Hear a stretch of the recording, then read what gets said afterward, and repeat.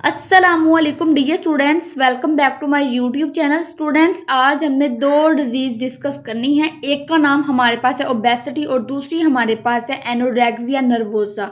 Obesity का मतलब होता है मोटापापन, यानी कि मोटापेपन को हम ओबेसिटी कहते हैं। ओबेसिटी की हमारे पास डेफिनेशन ये है कि it is the term employed. ये टर्म तब इस्तेमाल की जाती है when a person has abnormal amount of fat on the body is known as obesity. यानी कि अगर एक शख्स की बॉडी के ऊपर फैट की जो अमाउंट है वो बहुत ही ज़्यादा हो, यानी कि उसकी बॉडी के ऊपर चर्बी बहुत ही ज़्यादा हो, उस कंडीशन को हम ओबेसिटी कहते हैं।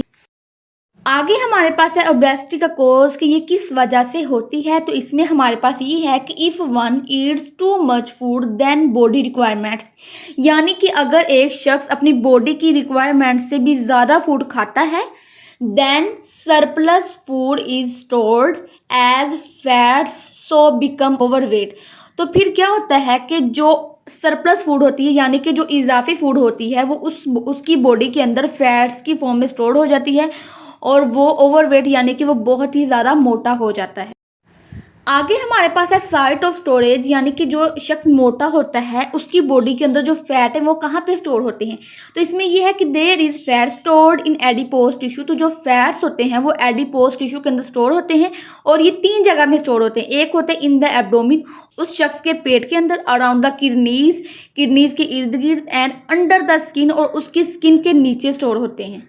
तो आपने ये चीज़ याद रखनी है कि अगर आप अपनी बॉडी की रिक्वायरमेंट से भी ज़्यादा फूड खाएंगे तो जो हमारे पास इजाफी फूड होगी वो फैट्स की फॉर्म में स्टोर हो जाएगी और ये जो फैट है ये एब्डोमिन के अंदर, किडनीज के इर्द गिर्द और स्किन के नीचे स्टोर हो जाता है। आगे हमारे पास है फैट सेल्स, यानी कि ऐसे सेल्स जिनके अंदर फैट हो उनको हम फैट सेल्स कहते हैं। तो इसमें ये है कि certain cells accumulate drops of fats in their cytoplasm, यानी कि कुछ सेल्स के साइटोप्लाज्म के अंदर क्या होता है कि जो फैट्स होते हैं वो आके जमा हो जाते हैं।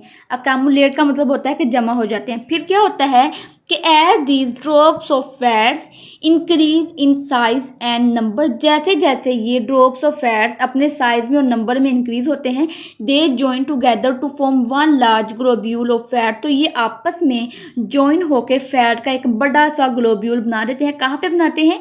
In the middle of cell. तो सेल के मिडल में ये फैट का एक बड़ा सा ग्लोब्यूल बना देते हैं।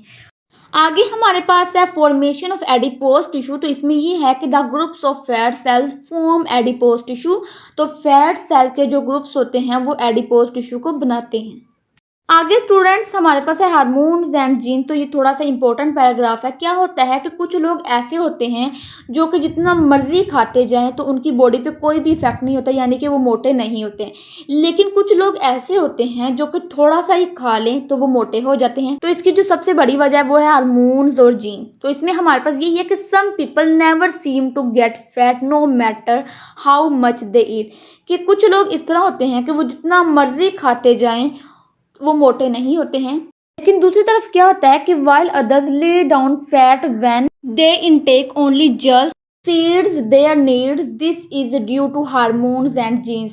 लेकिन दूसरी तरफ ऐसे लोग होते हैं जो कि अपनी ज़रूरत के मुताबिक थोड़ा सा ही खा ले वो मोटे हो जाते हैं। तो स्टूडेंट्स, जो इसका सबसे मेन रीज़न है वो हमारे पास है हार्मोन्स एंड जीन्स, यानी कि हार्मोन्स और जीन्स के डिफरेंस की वजह से ये सारा कुछ होता है।